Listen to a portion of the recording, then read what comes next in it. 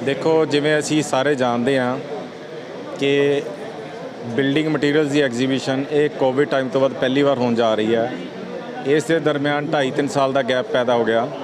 2.5-3 साल दे विच companies, customer, client और architect आपस दे विच इंटरैक्शनस बहुत ज़्यादा घट गई सी। कंपनीज़ भी चाहदियां सी कि असी अपने कस्टमर्स नूं डायरैक्ट इंटरैक्ट करिए, आर्कीटैक्ट्स नूं डायरैक्ट इंटरैक्ट करिए।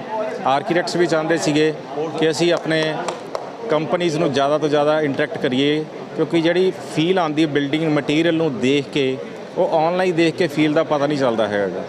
तो उस करके ये एग्जीबिशन इन्ना ज़्यादा बढ़िया रोल प्ले करेगी कंपनीज़ और आर्कीटैक्ट्स विच, कंपनीज़ और क्लाइंट्स विच, कंपनीज़ और कस्टमर्स विच। सो ये इस दरम्यान ये जिहड़ी एग्जीबिशन है ये पहला मौका 2.5 साल वाला कोविड टाइम तो बाद कि सानू इस दे विच देखण नूं मिलेगा और असीं अच्छे तरीके नाल जानू हो पावांगे। नवीं लेटेस्ट टैक्नोलॉजी इन्नी आ गई है, इन्नी इन्फॉर्मेशन है कि इस वेले शेयर करने लिए शोरूम ही काफ़ी नहीं पैंदे। उन्हें लिए एग्जीबिशन एक प्रॉपर मंच है, प्रॉपर प्लेटफॉर्म है। इत्थे असी होप करते हैं कि approximately 4 days they which 1 lakh people in visit करनगे। और नो डाउट सब तो वड्डा प्लस पॉइंट है कि लोकल लैवल ते तो जिन्ने भी अपने विजिटर्स आने ही आने ने, तो ऑल ओवर इंडिया तो किन्ने आर्कीटैक्ट्स आ रहे हैं। तो देखो जिहड़ी कंपनी विच पार्टिसिपेट्स कर रही ने उन्होंने कितना बेनीफिट है कि ओवरऑल अवेयरनैस ब्रांड्स की कित्थे कित्थे तक जाएगी। और सही कई बार इहो ਜਿਹੇ प्रोडक्ट्स होंगे ने उन्होंने पता ही नहीं होंदा हाउ टू यूज़ इट। उन्हें प्रॉपर इत्थे डिस्प्ले है, प्रॉपर इंफॉर्मेशन प्रोवाइड की जाएगी। और मैनूं उम्मीद है कि it will create the milestone in the life of intakes expo. Sir मैं पूरे नॉर्थ इंडिया के लोगों को कह रहा कि 2 साल बाद एग्जीबिशन लग रही है। इंटैक्स एक्सपो का 10th एडिशन है। ये जो 2 सालों के डिवेलपमेंट हुई है, डिवेलपमेंट अजकल की हो रहा कि हर रोज़ हो रही है। सब तो फास्ट टैक्नोलॉजी चेंज हर इंडस्ट्री तो हर हो रही है, पर बिल्डिंग मटीरियल इंटीरियर एक्सटीरियर बहुत फास्ट टैक्नोलॉजी चेंज आ रही है। तो तुसी सोलर ही ला लो, कितों कित्थे पहुँच गए असीं इलैक्ट्रिक है ना नूं किन्ना असीं पिछे छड्ड के असीं सोलर वाल नूं चले गए। वो सारी टैक्नोलॉजी चेंज है। इत्थे हर तरह के 200 के करीब कंपनीज़ पार्टिसिपेट कर रही हैं और 2000 प्रोडक्ट्स इत्थे डिस्पले ते ने पूरे नॉर्थ इंडिया नूं।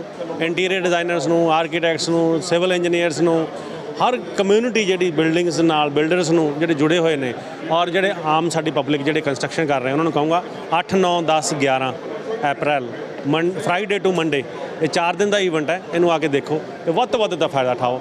Punjab agriculture university Ludhiana. इस एग्जीबिशन का ना बेसिक मोटिव यही हैगा वै, क्योंकि अज की डेट में इंडिया रीकंस्ट्रक्शन फेज़ दे विच है। तो तुसीं नोटिस करोगे तो सारे घर, ऑफिस, बिल्डिंग्स ना रीकंस्ट्रक्ट हो रहे हैं एज़ पर लेटेस्ट टैक्नोलॉजीज़ आ गई। साडियां लाइफ्स नूं कंफर्टेबल करने लई बहुत नवीं टैक्नोलॉजीज़ आ गई। होम सेफ्टी एक बहुत बड़ा पॉइंट हो गया, होम सिक्योरिटी का वखरा कंसर्न है, प्लस मॉडर्नाइजेशन आ गई, घट स्पेस की यूटिलाइजेशन ना आर्कीटैक्चर एक हैल्प करता है।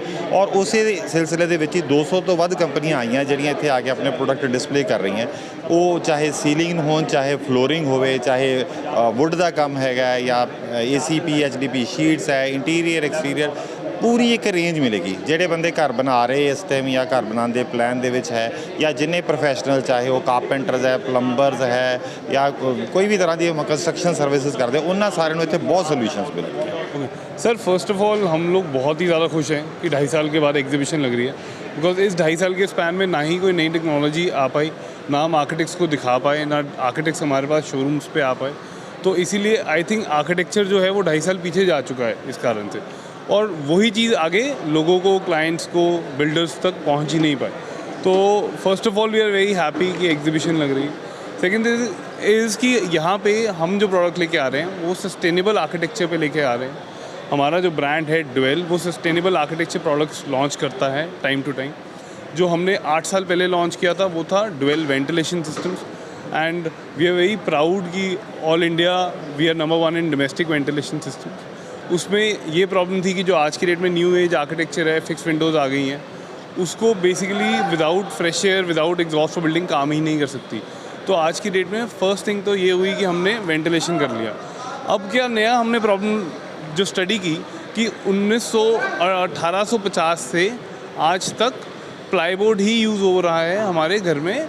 चाहे आपको वार्डरोब बनानी है, चाहे आपको वैनिटी बनानी है, चाहे आपको किचन बनानी है, चाहे टॉल कैबिनेट्स बनानी है, चाहे टीवी कैबिनेट्स बनानी है, जो बहुत ही बुरी चीज़ है। बिकॉज जितना भी प्लाईबोर्ड यूज़ होता है उसके अंदर फॉर्मेलिटी डलता है और formaldehyde is the reason for 90% of the cancer cases.